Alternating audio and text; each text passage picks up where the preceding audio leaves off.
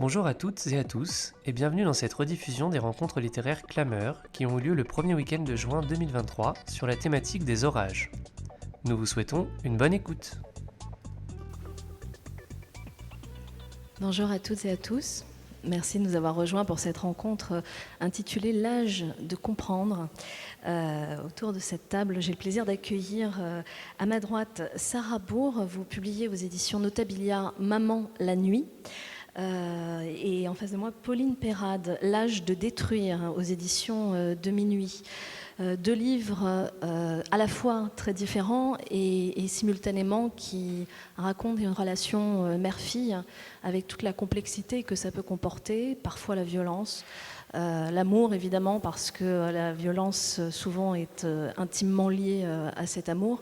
Nous allons développer autour de chacun de vos ouvrages, mais comme c'est l'usage à Clameur, je propose qu'on écoute d'abord un extrait de votre livre à vous, Pauline Perrade, « L'âge de détruire ».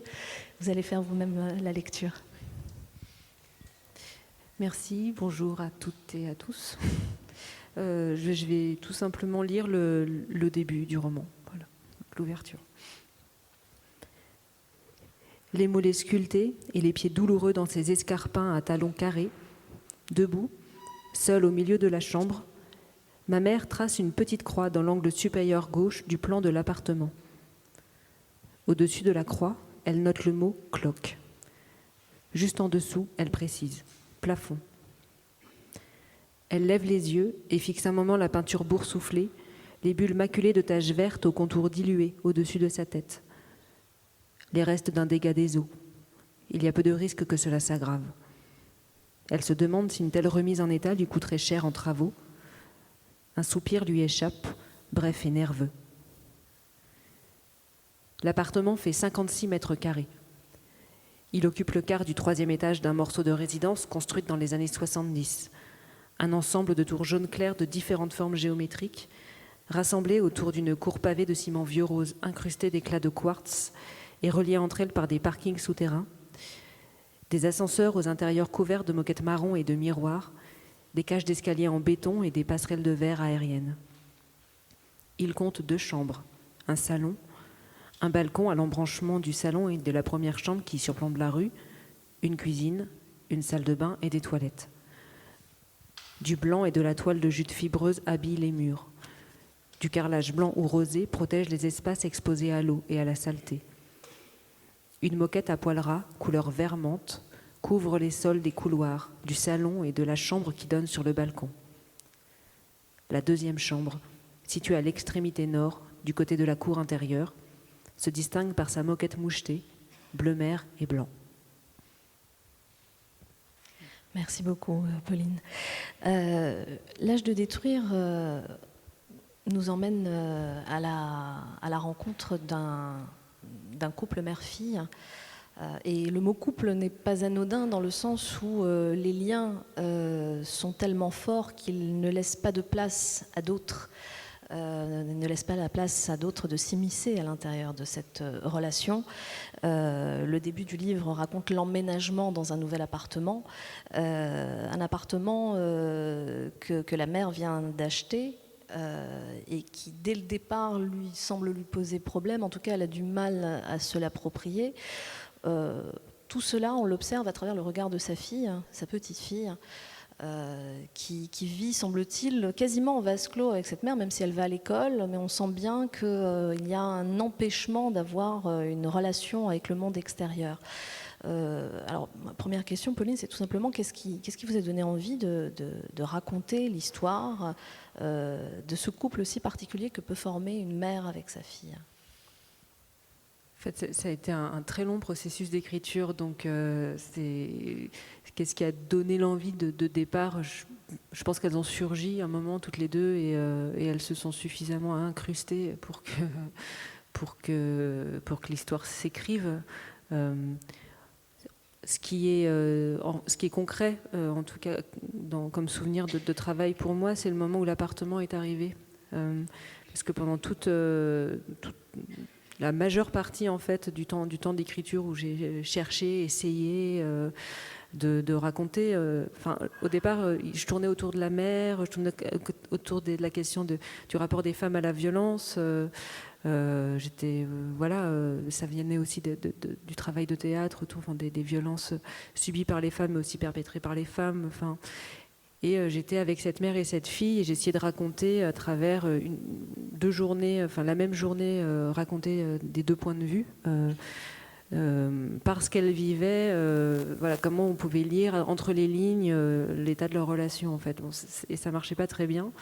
Et puis, à un moment, l'appartement est arrivé, et l'appartement qui les rassemble, en fait. Et c'est précisément le huis clos qui a permis de raconter leur histoire. C'est un appartement qui les rassemble et simultanément qui marque de façon extrêmement tangible tout ce qui peut potentiellement les séparer, parce qu'il y a une histoire de territoire aussi dans ce livre. C'est quel est le territoire octroyé à la fille, comment la mère peut empiéter sur ce territoire. Moi, je l'ai vécu en tout cas comme ça en tant que lectrice. J'ai eu le sentiment de me promener aussi sur un territoire miné, en fait. Oui, c'est aussi la sensation de la petite fille. Puis effectivement, les territoires sont aussi marqués visuellement avec cette moquette différente pour la chambre de l'enfant, tout ça. Et puis, en racontant l'histoire par les yeux de l'enfant dans la première partie, parce que dans la deuxième, elle est jeune femme. C'était aussi précisément essayer de restituer ce que c'est que d'habiter un territoire hostile, en fait. Et du coup, tout le travail sur son regard et sur le rapport un peu de l'hypervigilance, en fait, qui insiste dans les descriptions, dans le passage du temps, vient révéler quelque part son inquiétude et le fait que le danger rôde, quoi. Et ce qui est d'autant plus frappant, c'est que vous parlez de territoire hostile, là même où on est censé parler de territoire refuge dès lors qu'il s'agit de la mère et du foyer. Oui, et ça c'est quelque chose qui m'intéressait aussi, qui m'interpellait beaucoup, la question, ou l'idée plutôt de la famille et de la maison privée comme espace de non-droit. Puisque derrière les murs des maisons, de famille, les violences sont vite enfouies dans le secret, et tout est un peu permis quelque part, puisqu'il n'y a personne pour surveiller. Et c'est d'autant plus vrai que dans le cas d'Elsa et de sa mère, qu'elles ne sont que deux. Et qu'à un moment, il y a une copine d'école qui pourrait être témoin extérieur qui rentre, mais elle est vite... soit elle s'enfuit, soit elle est chassée, on ne sait pas trop, mais c'était aussi parler de ça, du territoire de la famille, de la maison de famille comme d'une zone de non-droit. On va y revenir dans un instant. Cette fois, Sarah Bourg, je me tourne vers vous. Maman, la nuit, c'est aussi l'histoire d'une mère et d'une fille. Aussi une mère regardée à travers le regard de la fille, pour le meilleur et pour le pire, j'ai envie de dire, puisqu'il y a à la fois un rapport de fascination et en même temps un rapport de violence. Une violence qui, là, n'est pas simplement liée à ce qui se passe derrière les murs, mais qui est aussi qui est vécue aussi à travers le regard des autres. Là, les autres interviennent beaucoup dans le vôtre, n'est-ce pas, le livre ? Oui, les autres interviennent, et alors c'est amusant parce que paradoxalement, le tout début du processus d'écriture, j'étais vraiment juste dans la voix de cette jeune fille. Je ne savais pas du tout ce que ça allait raconter, j'avais aucun sujet en tête, aucune histoire. C'était vraiment cette voix-là. Ce qui m'intéressait, c'était de travailler à hauteur, j'allais dire d'enfant, c'est plus tout à fait une enfant, mais entre l'enfance et l'adolescence. D'être dans ces yeux-là, avec tout ce que ça comporte comme rapport au monde. Et je trouvais qu'au niveau de la langue, il y avait des choses très intéressantes à aller chercher. Et l'extérieur est venu petit à petit. La mère est arrivée après, en fait. Et donc, c'est comme si, oui, l'extérieur s'est construit un peu pierre par pierre. Et ça a été vraiment en parallèle avec son regard à elle qui changeait, le regard sur sa mère. Enfin, tout s'est un peu construit en même temps. Mais c'était dans un second lieu, l'extérieur. Alors, on va y revenir dans un instant. Je propose qu'on écoute un extrait lu par Mariam. Maman est amoureuse et je n'existe pas. Son clown trimballe une nuit perpétuelle. Ce n'est plus du silence. Ce n'est plus rien du tout. Mais quand même, ça continue dans le ventre de maman. Et il est des jours où il faut bien mettre des mots. Même si rien ne se nomme, même si les choses se contentent d'être là, laissant nos langues lourdes, immobiles dans nos bouches. Maman sait qu'il le faut. Depuis le matin où elle est restée pliée en deux sur l'herbe humide, devant la caravane, elle n'a pas cessé de trembler. Maman le dit parce qu'il le faut. Il y a des jours comme ça, et pas autrement, il le faut. Maman le dit dans un souffle, elle n'est pas très sûre du mot, elle n'est sûre de rien, mais quand même, il faut dire le mot. Alors elle le dit, je suis enceinte. Elle répète, enceinte. Embarazada, estoy embarazada. Le mot résonne bizarrement en elle, elle perd le sens. De loin, on comprend embarrassée, je suis embarrassée, mais qui entend? Elle n'est pas certaine que quelqu'un entende. Peu importe, c'est aujourd'hui qu'il le faut. Répéter encore, encore et encore. Enceinte! Le clown est devenu fou, fou pas pour rire, avec les poings et les dents, avec des éclats de verre dans les yeux, des rasoirs dans la va. Et esperanzada? Fou le clown, pour de bon cette fois, avec le corps entier, des promesses de mort et la tôle de la caravane qui chaque jour ondule un peu plus sous la colère. Maman ferme les yeux des jours entiers. Elle pense aux sirènes des bateaux qui, à l'aube, retentissent dans les ports, aux moteurs des avions qui rugissent avant de quitter la piste. Elle pense au soleil qui décline les montagnes oranges d'Almeria et à la chaleur qui persiste tard dans la nuit. Parfois, elle s'endort. Merci beaucoup, Mariam. Alors, je parlais des autres en ce qui concerne la maman de la narratrice. La mère est belle, en tout cas c'est comme ça que la voit sa fille, et les hommes du village, elle est séduisante. On pourrait presque dire qu'il y a quelque chose de vénéneux dans sa beauté. Elle représente la femme dans toute sa séduction, son côté charnel, etc. Beaucoup moins la mère, de façon conventionnelle. Et la petite fille l'observe dans un rapport à la fois, je le disais tout à l'heure, entre fascination et en même temps sidération. Est-ce que c'est là que commence la violence, c'est-à-dire dans le fait qu'on a une petite fille qui ne voit pas une mère, mais qui voit une femme dans le regard des hommes qui la regardent? Oui, la fille est fascinée par sa mère. Je crois qu'il y a plusieurs fois le mot avaler, enfin quelque chose avec qui est comme une fusion en fait, comme si la fille voulait être sa mère. Elle dit qu'elle veut la manger. Voilà, c'est ça. Donc il y a vraiment quelque chose de l'ordre de la fusion, comme si la séparation était insupportable, et de la voir belle, désirable à cet âge où elle, jeune fille, se construit.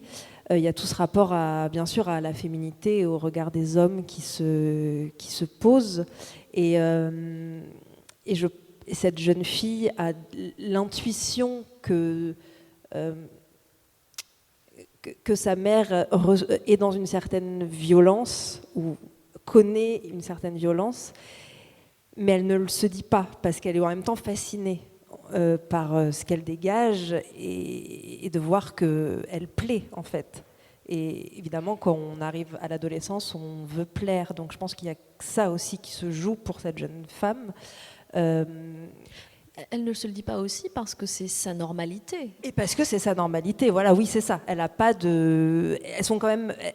C'est une jeune fille presque sauvage dans le sens assez renfermé, et elle n'a pas forcément d'autres références, enfin d'autres référents tout de suite. Donc, et donc il n'y a pas cette protection, elle ne se sent pas protégée par sa mère. Il y a aussi ça qui rentre en jeu. Elle la voit plus en effet comme une femme séduisante, et elle voudrait lui ressembler. C'est surtout ça, je pense. La violence est là avant toute chose pour cette jeune fille, je pense. Pauline, dans le cas d'Elsa, il n'y a pas le regard des autres, justement, c'est ce qui manque. Elles sont face à face, et même, j'ai envie de dire, ce qui est extrêmement présent à l'intérieur de cet appartement, au-delà de la mère, qui a quelque chose presque d'ogresque dans sa présence dans l'appartement, c'est la solitude. Elles sont seules, comme si le monde extérieur n'existait pas. Ça aussi, c'est une forme de violence. L'isolement, c'est déjà la violence. Oui. Oui.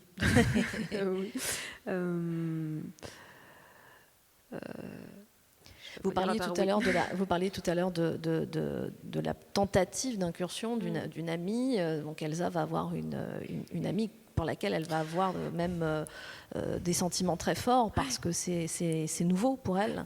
Et il y a comme un rejet, comme le rejet du corps étranger en fait qui va se faire. Oui. Et je crois que c'est en tout cas la solitude dans laquelle elles sont, dans laquelle elles s'enferment, dans laquelle, parce qu'on croise la grand-mère aussi, donc il y a quelque chose, je ne sais pas qui se transmet, mais au moins qui se répète. Je préfère ce terme-là, je crois.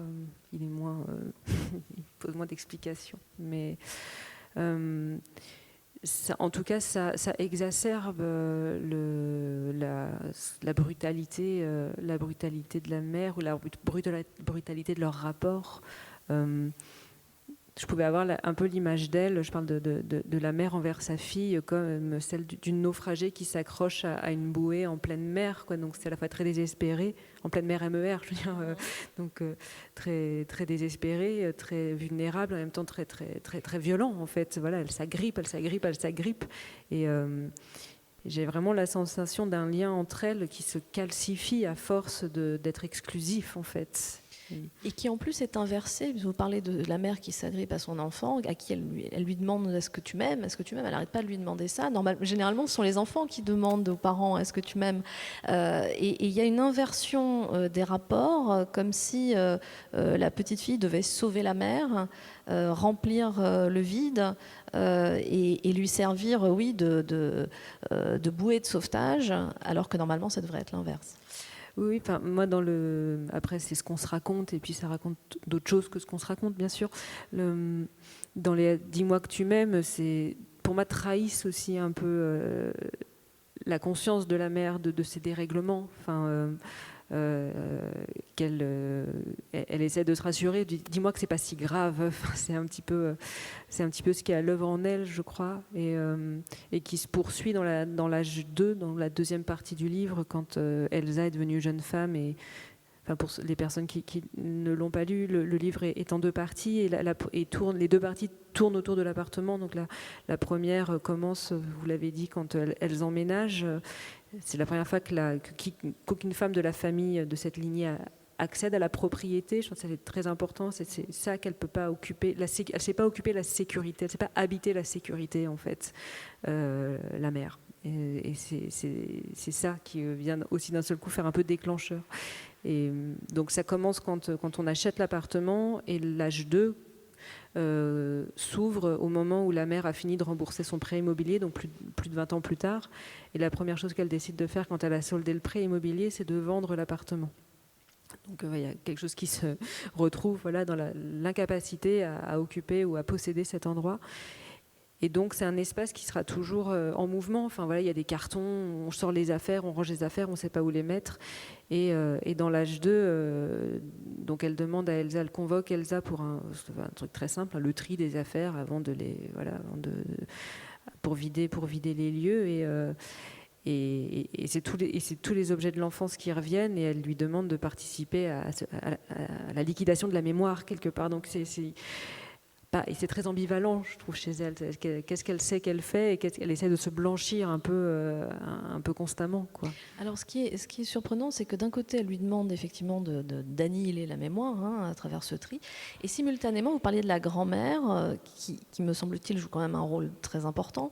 Il y a quand même un objet, des objets d'ailleurs, qui se transmettent, mais comme plus qu'une mémoire, une malédiction, ce sont 3 bagues qui appartenaient à la grand-mère, que porte la mère et dont il est question dès le début du livre, puisqu'elle fascine la petite fille qui les voit, ces anneaux d'or à la main de sa mère, et qu'elle va aussi lui transmettre.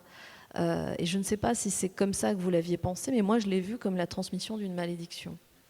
Ça peut être ça, oui, je suis d'accord. Après, les bagues, elles incarnent des choses aussi ambivalentes, aussi contradictoires. Et c'est effectivement, il y a un côté malédiction, puisque c'était elles ont laissé des cicatrices sur les joues. Enfin, c'est la seule marque de violence qui a eu lieu dans cette lignée. C'est une toute petite cicatrice à côté de l'œil de la mère. Donc, et les bagues en sont responsables. Après, elles en parlent aussi comme de leur trésor, et c'est le seul trésor qu'elles ont, et il vient d'un truc un peu hasardeux. C'est même pas à elles, quoi. C'est pas des bijoux de famille qu'elles se transmettent depuis. Ça leur appartient pas vraiment. Donc c'est à la fois ce qui les relie. Et au moment où la mère donne les bagues à Elsa, on ne sait pas trop si elle la libère ou si effectivement elle lui passe la malédiction. C'est très difficile de. Moi, je trouve ça très difficile de trancher, en fait. C'est les deux à la fois, sans doute. On peut aussi y voir les anneaux de l'esclavage. Si on pousse un peu la symbolique plus loin, il y a aussi cette idée du lien à travers un anneau. Oui, mais c'est vrai que, après, c'est les images, encore une fois, mais tu y retiens de la part de la mère, si on imagine une chaîne entre elles, le fait d'enlever la chaîne d'un côté et de la donner en face, est-ce que ça la libère, ou encore une fois, est-ce que ça réactive le... Alors sur la question de la transmission, Sarah, à un moment donné, on ne va évidemment pas donner tous les détails, mais à un moment donné, la mère disparaît de la vie de sa fille. Alors j'ai oublié de préciser, elles vivent à l'extérieur d'un village, en lisière de forêt. Elles sont quand même très isolées dans un lieu qui a d'ailleurs quelque chose d'un peu magique en même temps, la lisière de la forêt, et puis la manière, toute la poétique avec laquelle vous invoquez ces personnages. On peut imaginer une gitane un peu sorcière, il y a quelque chose d'Esmeralda en même temps. Enfin, on retrouve tous ces codes. Et puis la petite fille qui devient jeune fille récupère d'une certaine façon. Je parlais de malédiction, je ne sais pas si c'en est une dans ce cas-là, mais ça pourrait. Elle endosse le rôle de sa mère. Elle endosse le rôle de sa mère, ouais, comme par. Alors malédiction, je sais pas, je n'ai pas tranché. Enfin, je sais pas, mais.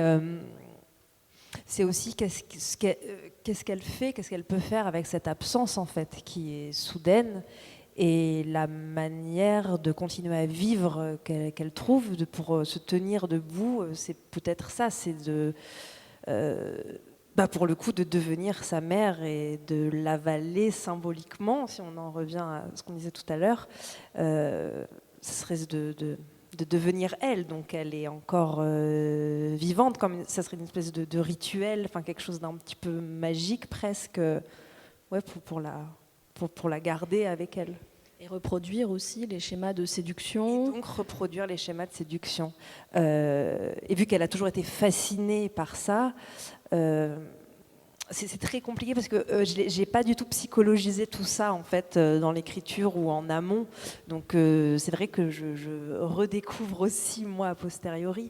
Mais oui, tous les schémas se rejouent de manière fluide. Et c'est encore une fois, on ne sait pas si c'est pour combler l'absence ou vraiment pour elle être enfin ce qu'elle a toujours rêvé d'être. C'est-à-dire comme sa mère. C'est sûrement les deux à la fois, de toute façon il n'y a pas de réponse, mais c'est ces deux mouvements-là qui sont... C'est aussi une manière, parce que c'est vrai qu'on peut y voir quelque chose à la fois d'un peu triste, et simultanément on revoit cette petite fille que sa mère emmenait avec elle au café dans les vapeurs de fumée. Alors tout le monde dirait évidemment ça se fait pas, on n'emmène pas un enfant dans un café jusqu'à pas d'heure. Ceci dit, pour elle c'est une manière aussi de reprendre le pouvoir après avoir été, sinon d'avoir subi, en tout cas d'avoir été spectatrice de la vie de sa mère. Elle reprend le pouvoir en endossant ce rôle. Oui, tout à fait. Elle devient actrice, oui. En devenant, en faisant comme sa mère, en imitant sa mère, en ingurgitant tout ce que sa mère a été. Elle devient quelqu'un. Enfin, elle était déjà quelqu'un avant, mais pour elle, là, c'est comme si elle s'ancrait en fait dans quelque chose qui lui permet de tenir en fait aussi. L'écriture, vous parliez tout à l'heure de la manière dont vous est venu le livre, et vous disiez que c'était que la mère, enfin que tout ça est venu avec l'écriture, avec le langage. Il y avait une volonté d'une écriture poétique ou c'est une voix qui s'est imposée? Alors, il n'y avait pas forcément de volonté d'écriture poétique. Par contre, il y avait une volonté d'être vraiment dans une voie. Et je crois que ce qu'on appelle écriture poétique vient de ce rapport au regard de l'enfance, qui est dans un... Il y a ça qui permet d'aller dans une sorte de naïveté, enfin pas de naïveté, mais de simplicité en fait, et d'éclat comme ça du réel et d'étonnement perpétuel. Enfin voilà, on n'est pas obligé d'aller dans l'intelligence ou dans la complexité, et je crois que c'est là qu'arrive quelque chose de la langue poétique, si on peut appeler ça comme ça. Pauline, vous le disiez tout à l'heure, 20 ans après, on retrouve Elsa. Elle a assimilé, ingurgité ce qu'elle a vécu quand elle était petite. Elle ne s'est pas éloignée complètement. Elle a pris son propre appartement, mais elle reste à proximité. Est-ce qu'on peut parler, et pardon parce que pour le coup je vais psychologiser, mais c'est pas grave, est-ce qu'on peut parler d'emprise? Est-ce qu'on peut parler d'empreinte et d'impossibilité finalement, il y a une forme de déterminisme, c'est-à-dire qu'on a beau vouloir fuir ses parents quand on a des parents compliqués, finalement on fuit jamais vraiment, on est toujours un petit peu noué par quelque chose. Je poserai pas de conclusion si définitive, mais je sais, non, mais surtout que tout l'enjeu de l'âge 2 précisément, ça a été en le travaillant, je me disais vraiment, mais le pire qui puisse se passer, c'est que rien ne se passe, quoi. Et elle trouve une brèche, comme elle trouve une brèche. Et alors oui, elle est toujours en lien étroit. Il y a après, de toute façon, dans le livre, tout est raconté par petites choses, hein, mais elle a un manque d'autonomie. Il y a des choses qui n'ont pas été transmises. Alors voilà, elle ne sait pas vraiment s'acheter à manger, elle ne conduit pas. Enfin, il y a comme ça tout un tas de petits éléments du dysfonctionnement. Oui, voilà, qui montrent que elle n'est pas tout à fait autonome, mais c'est pas tellement douloureux, en tout cas, tel qu'on la rencontre. Pour moi, la grande différence d'Elsa et de sa mère, c'est le rapport au lieu précisément. Voilà, Virginia Woolf est en exergue, c'est pas pour rien. L'endroit du lieu à soi, de la chambre à soi, d'habiter un endroit, et précisément ce que sa mère ne sait pas faire, elle sait le faire. Moi, j'ai vraiment l'impression qu'elle sait le faire. Comme petite, elle prend soin de sa chambre, elle s'en fait une petite bulle, petit refuge. Son appartement à elle, son studio, c'est un peu ça aussi. Elle a quand même, elle a son petit refuge, voilà. Et c'est là que ça commence. Après, je crois que plutôt que parce que je suis pas très à l'aise avec la question du déterminisme, en tout cas l'hypothèse que pose le livre et ce que travaille la langue, mais du premier au dernier mot. C'est la question du regard et de la prise de conscience qui prend du temps, en fait, du temps très long que demande de reconnaître une situation aliénante, une situation violente, mais que déjà de commencer à avoir des éclats, ne serait-ce que d'avoir des petits clignotements ici et là, c'est déjà commencer à... Un peu comme un verre qui se craquellerait petit à petit, quoi. Mais il faut du temps pour qu'il se craquelle complètement et qu'il finisse par céder, en fait. C'est plutôt ça que le livre raconte. Je parlais de territoire tout à l'heure, mais il n'y a pas que l'espace, il y a les corps, la nécessité aussi de protéger finalement le seul territoire qui nous appartient entièrement, qui est celui du corps. Et ça, c'est aussi un des enjeux d'Elsa, c'est de comment préserver son intégrité physique. Oui. Puis le corps joue un rôle très important aussi dans la question des circulations, de la navigation, de la mémoire de la violence, je dirais. Cette violence donc, qui ne laisse pas de traces, si ce n'est pour la mère, je le disais tout à l'heure, une petite cicatrice. Là, il n'y en a pas. Si ce n'est ces objets qui en ont été témoins et qui peuvent la rappeler. Et dans l'âge 2, voilà, ce qui rappelle vraiment, les objets sont là, mais la mémoire s'exprime par le corps. Oui, c'est une sensation physique terrassante, mais qui ne dit rien d'autre que ça, qui ne dit rien d'autre qu'il y a une douleur profondément enfouie dans le corps. C'est pas des flashs, c'est pas des images de mémoire qui reviennent, c'est la sensation. Ouais. Et c'est vrai que dans la partie de l'enfance, je parlais du regard d'Elsa très... mais alors c'est dans un autre registre de langue, mais où je peux tout à fait, la question de la hauteur d'enfant, mais à hauteur de, c'est pas à l'endroit de la langue, c'est à l'endroit du sensible de l'enfance aussi, je crois, qui comprend pas, mais qui comprend tout, mais qui absorbe, et elle occupe profondément son corps déjà petite. Elle est très très. Je pense qu'elle oppose aussi à cette violence qui est sourde, qui est mortifère, un très fort désir aussi, un très fort désir de vie, et du coup elle occupe très très puissamment ces sensations physiques, ces toucher, le goût et la vue aussi comme une sensation charnelle. La question du corps est aussi très présente dans votre livre, Sarah. Le corps séducteur, mais pas seulement, le corps qui vit des sensations et qui transmet. Oui, qui transmet, et c'est une sorte aussi d'absorption des sensations. Moi, ce texte, je l'ai pensé comme des tableaux, en fait, à un moment donné, dans le processus d'écriture, comme des tableaux, parce que j'y voyais plus une atmosphère, des couleurs, comment... tout passe par le corps de cette narratrice, en fait, et c'est ça que j'ai essayé aussi de rendre par l'écriture. Tout à l'heure, dans la précédente rencontre que nous avions eue, il était question de prise de conscience, et Blandine Rinkel, qui était à votre place, parlait de l'importance de la distance, puisque le thème de notre débat aujourd'hui est l'âge de comprendre. Est-ce que la distance sous-entend forcément une certaine maturité, que l'âge, ce serait l'âge au sens j'ai grandi, qui permettrait de se resituer sur le territoire, dans sa vie, etc., comme de se réapproprier son identité, où cette distance, elle peut être prise aussi à hauteur d'enfant, et c'est peut-être en tout cas, j'ai l'impression qu'Elsa arrive, même avant les 20 ans, à prendre cette distance pour comprendre ce qui lui arrive, que c'est une question de maturité intrinsèque, en fait.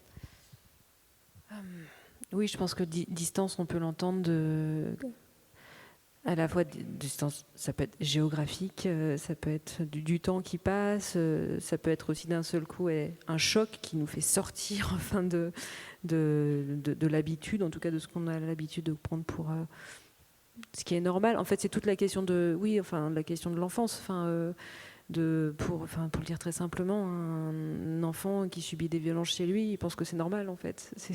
Voilà, il ne la reconnaît pas. Ça a été moi, le défi que je me suis posé dans l'écriture, de dire comment est-ce qu'on la reconnaît, en fait, comment est-ce qu'elle va apprendre à la reconnaître. Et ce qui lui fait prendre de la distance, c'est la réaction de sa copine d'école, qui, elle, réagit, en fait. Et c'est d'un seul coup, là, c'est comme si, elle faisait 4 pas en arrière et qu'elle se prend une claque, quoi, littéralement. Donc, il y a quelque chose de cet ordre-là. Après, ce qui m'intéressait... ça m'intéressait beaucoup, ce que disait Blandine Rinkel tout à l'heure, et quand elle parlait de ce rire, je crois que ce rire tient à distance aussi, rejette à distance, mais je crois qu'il est important aussi, il est sans doute facilité ou rendu aussi possible de ce que vous disiez, par le fait qu'il y ait quelqu'un qui rit avec aussi, ou alors ça demande sacrément d'aplomb ou de force d'arriver à en rire tout seul là, peut-être, oui, que c'est de la maturité. Après, je pense qu'il y a des gens sans doute qui peuvent le faire d'emblée, qui ont cet instinct de défense d'emblée, ça, je sais pas. Sarah, j'ai le sentiment que votre personnage, elle, c'est pas tellement une question de comprendre, autant que d'accepter et encore une fois, d'endosser de façon la plus naturelle possible quelque chose qu'elle n'a pas forcément choisi, mais qui est, tout simplement. C'est-à-dire qu'elle va vivre ce qu'elle a à vivre sans finalement tellement se poser de questions. Oui, elle est dans l'immédiateté, beaucoup, mais cette immédiateté n'empêche pas, elle est aussi beaucoup dans le... Alors, pas dans la compréhension, mais dans le... Comment dire ça ? Il y a une sorte quand même où elle voit les choses. Il y a quand même une sorte de lucidité, parfois, qui arrive par éclat, comme ça. Mais en effet, c'est pas un processus qui irait jusqu'à la compréhension d'un événement ou d'un état de violence subie. Ça va être parce que aussi le laps de temps, enfin, dans le roman est assez court. Donc juste, elle épouse en fait ce qui se passe. Il n'y a pas de. Après, on peut imaginer ce qu'on veut, mais là, c'est vraiment juste une immédiateté tout du long. Je me demandais en lisant vos livres si, et pardon si ma question est naïve, si les personnages n'avaient pas été une mère et une fille, mais un père et son fils, dans quelle mesure les livres auraient été radicalement différents. Alors je sais, on ne va pas réécrire les livres, mais il y a quand même des particularités dans la relation mère-fille. Ça raconte quelque chose. Il y a aussi l'effet miroir qu'il y a entre la mère et la fille, qu'on n'a pas forcément, par exemple, avec un père et sa fille ou la mère et le fils. C'était dans votre désir d'écriture, c'était la volonté de raconter vraiment la relation mère-fille ou mère-enfant. Avant toute chose, enfin, je crois qu'avant toute chose, moi, j'avais la volonté de parler d'une enfance et de son rapport à la féminité. Enfin, j'ai l'impression de dire des mots un peu valises là, mais enfin, dans tout ce que ça peut comporter de difficultés. Et après m'est apparue l'importance, je sais pas, mais la mère est apparue comme un miroir, comme on le disait tout à l'heure, et donc ça a été pour moi. Et donc après, c'est devenu une relation mère-fille. Mais à la base, ce qui m'intéressait, c'était vraiment comment on se dépatouille avec une féminité. Au début. Pauline, vous allez être obligée de répondre, je suis désolée. Je sais bien. Moi, je crois qu'à la base, il y avait une mère, et j'ai mis du temps à être camarade avec la fille. En fait, je pense que je partageais un peu le rejet de l'enfant, sans doute, ou de la fille, de la mère, mais c'était aussi ma question de départ. Il a fallu du temps pour que je devienne solidaire de l'enfant. Après. Elle s'est imposée comme fille. Enfin, je crois qu'à un moment, je n'ai même pas eu le temps de me poser la question, je crois. Je crois pas, non. En fait, je me posais la question parce que, alors, dans votre livre, Sarah, donc, il y a le regard des hommes et le regard des femmes, qui n'est pas le même, évidemment, sur ce couple mère-fille. Les hommes sont évidemment les désirants. Les femmes sont celles qui jugent. C'est une deuxième violence en fait qui est faite sur cette petite fille, le regard des femmes.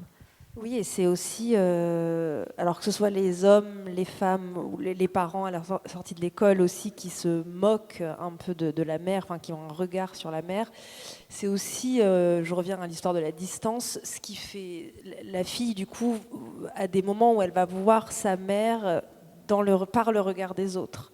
Et c'est ça où elle va parfois avoir des moments de honte, mais qui chez elle sont très violents parce qu'ils viennent complètement affronter la fascination et l'amour qu'elle a pour sa mère. Et quand la honte est à côté, c'est un sentiment qui est parfois... c'est extrêmement violent pour une enfant. Donc le regard des autres joue aussi là-dedans, dans la honte. Dans le trio, pour le coup, où il y a la grand-mère aussi dans votre livre, Pauline, quel est le lien entre Elsa et sa grand-mère? On a le sentiment qu'il est plus facile entre Elsa et sa grand-mère qu'il ne l'est entre la grand-mère et la mère, et entre la mère et Elsa. C'est-à-dire que, comme si ça sautait une génération, qu'il y avait cette distance, peut-être, je ne sais pas, qui permettait une relation, alors qu'en réalité, la grand-mère est tout aussi violente avec sa fille que l'est la mère avec Elsa. Oui, je repensais à votre question sur le miroir, et je pense que c'est les relations qui sont en miroir plus que les individus dans l'âge de détruire. Mais et effectivement, elle n'en dit pas grand-chose, si ce n'est qu'elle dit elle est ni méchante ni gentille. Voilà. Elle lui a quand même transmis sa poupée préférée que sa mère n'aime pas. C'est plus ce qu'elle vient, encore une fois, ce qu'elle vient éclairer de la relation. C'est les indices qu'elle donne à Elsa sur la relation à sa mère qui m'importait, je crois. Mais En tout cas, de fait d'aller chez elle, ça permet, c'est une séquence qui me semble importante dans leur parcours, puisque elles vont chez la grand-mère à Noël, voilà, et c'est à cette occasion que la mère annonce qu'elle est devenue propriétaire. Donc avec tout ce que l'aveu de trahison, elle y va vraiment à reculons pour lui dire. Et pendant un laps de temps de quelques heures, peut-être 2 heures, la grand-mère prend la nouvelle, dit bravo et voilà, l'orage n'éclate pas. Et c'est dans ce laps de temps-là, la mère est soulagée. Et d'ailleurs, Elsa le dit quand elles sont toutes les trois autour de la table. Elle voit sa mère avoir peur. Elle dit j'ai l'impression qu'on se ressemble. D'un seul coup, elle reconnaît quelque chose. Et dans ce laps de temps où la grand-mère ne réagit pas, en fait, où elle encaisse le choc, sans doute, qui est une forme de rupture, que sa fille, lui, voilà, sa fille, ça, sans doute, pareil, j'aime pas trop psychologiser non plus, mais bon, c'est symbolique, tout ça, mais dans ce court laps de temps, il y a une étreinte, voilà, entre Elsa et sa mère, où l'amour qu'elles ont l'une pour l'autre, et la tendresse qui existe entre elles peut advenir, peut exister. Et c'est un moment qui, pour moi, voilà, vient raconter tout ce qui est empêché par ailleurs. Mais c'est vrai que quand on parle de transmission de violence, on a l'impression de choses extrêmement lourdes, extrêmement chargées. Et moi, j'ai aussi la sensation que c'est des êtres très démunis, en fait, qui se transmettent, voilà, 3 pauvres bagues, qu'on ne sait même pas d'où elles viennent. C'est les deux à la fois, bien sûr. Mais c'est exactement ce qu'on comprend. C'est pour ça que je disais l'importance de la scène chez la grand-mère, c'est qu'on découvre d'une certaine manière, on comprend aussi qui est la mère en découvrant qui est la grand-mère. Oui.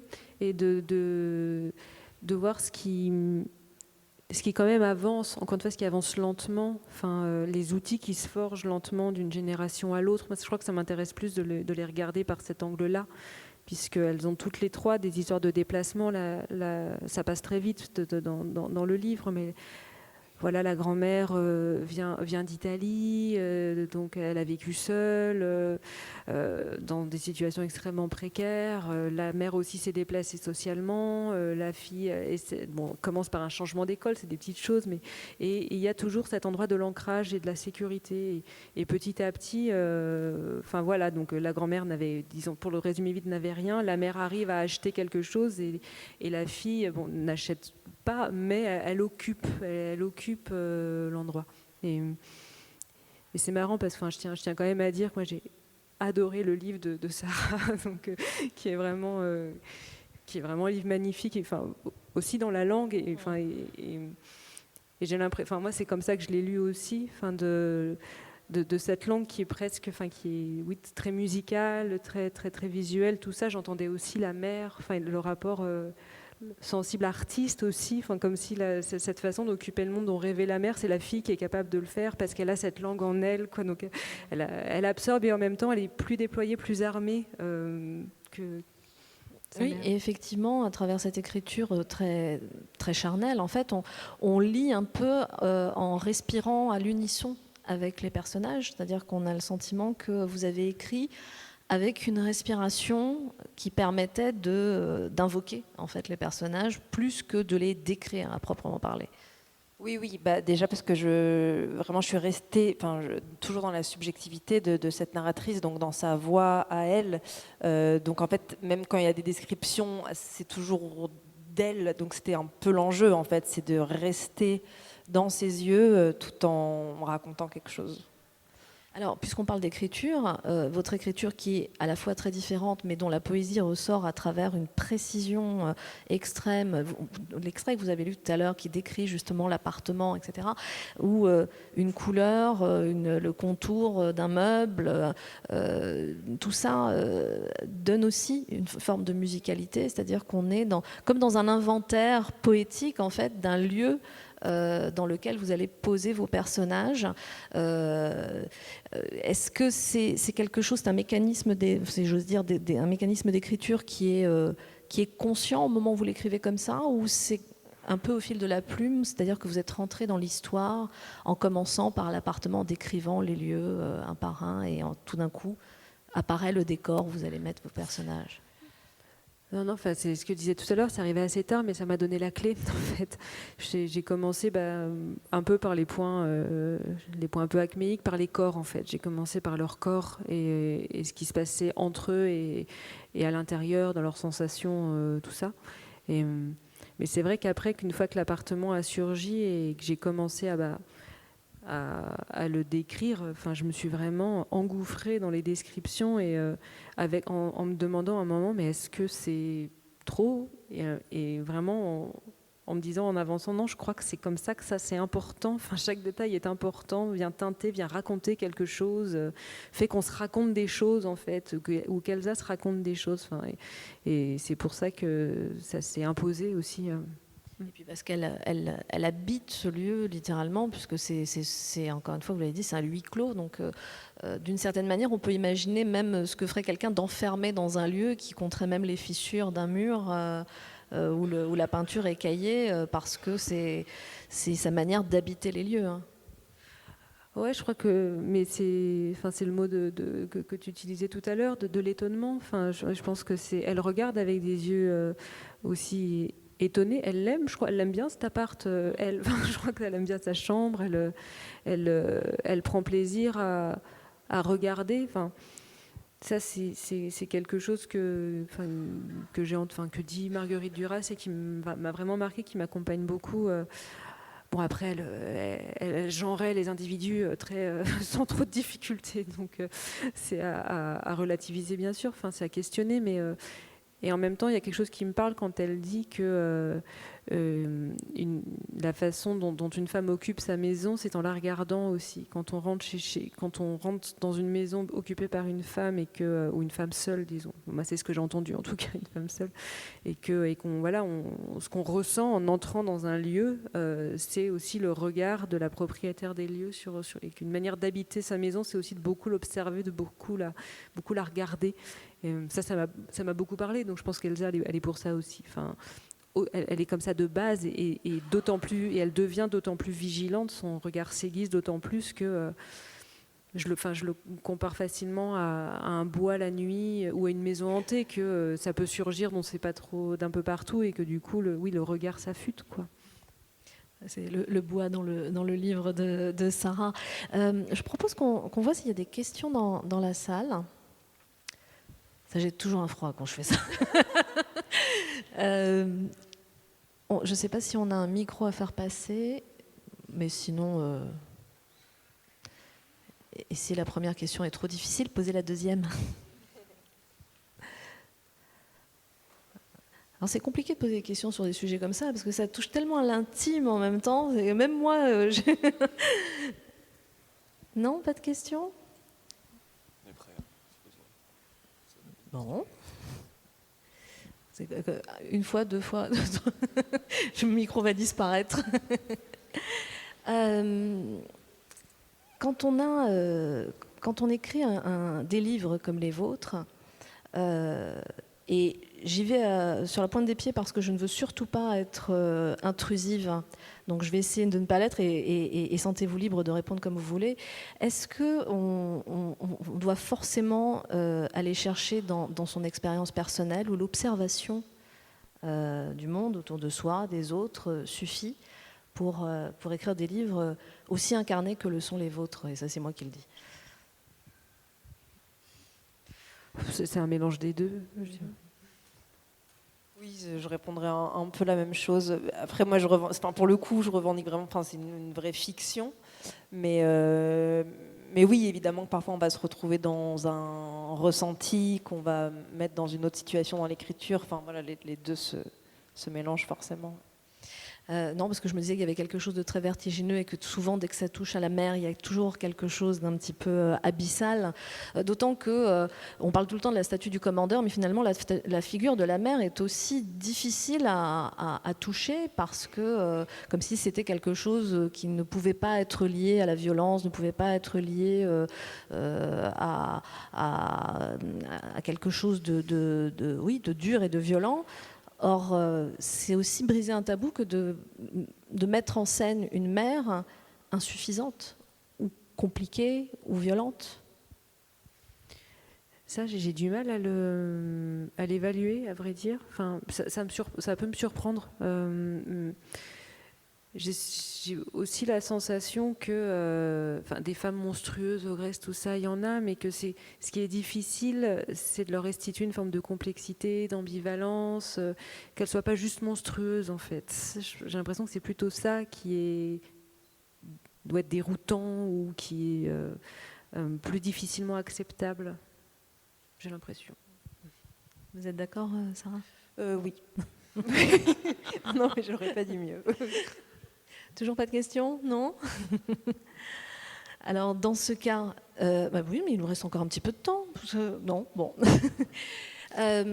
Alors, si peut-être vous parliez de Virginia Woolf. Est-ce que pour l'écriture de ce roman, il y a des influences littéraires ? Est-ce qu'il y a des ouvrages, alors Virginia Woolf, mais peut-être quelqu'un d'autre. Et pour vous, Sarah, est-ce que vous êtes inspirée de lectures Je ne me suis pas inspirée en écrivant, mais je pense qu'il y a des choses qui ont résonné. Je pense notamment à un très beau livre, La vallée des avalées de Régent Ducharme, qui est un auteur québécois. Et c'est un livre moi, qui m'a vraiment bouleversée. Et je pense que des choses sont restées, en fait. Il y a un rapport, ça, c'est un autre sujet, mais il y a un rapport entre la mère et la fille. Et puis, il y a une écriture aussi très subjective à la première personne. Donc, je me le suis dit a posteriori. Peut-être qu'il y avait des liens qui s'étaient tissés. Voilà. Maman, il y a un M majuscule à maman dans votre livre. Pourquoi ? Alors oui, ça c'est d'ailleurs ça je l'ai modifié plusieurs fois. Alors déjà il y a pratiquement aucun prénom dans le livre. Pour moi c'était naturel qu'il y ait que des corps et des langues. Et maman, mais parce que elle l'appelle comme ça, donc elle l'appelle tellement. Pour moi ça faisait office de nom en fait. D'où la majuscule. Pauline, au-delà de Virginia Woolf, d'autres influences ? Oui, Annie Ernaux n'est pas loin. Après, Virginia Woolf est tellement importante en fait que c'est un peu difficile d'en nommer d'autres. Enfin, surtout que le titre lui est emprunté et qu'elle est.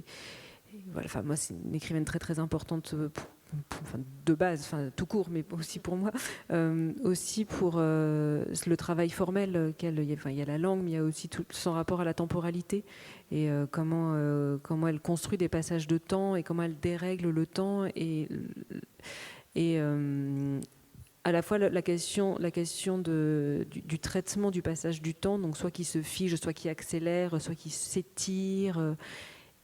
Et la question de l'hypersubjectivité dans l'écriture, d'une écriture qui épouse un point de vue, un souffle. Donc elle est très très présente. Après, un livre sans doute avec lequel a dialogué l'âge, c'est Second Island de David Vann, donc qui est le pendant père-fils du coup,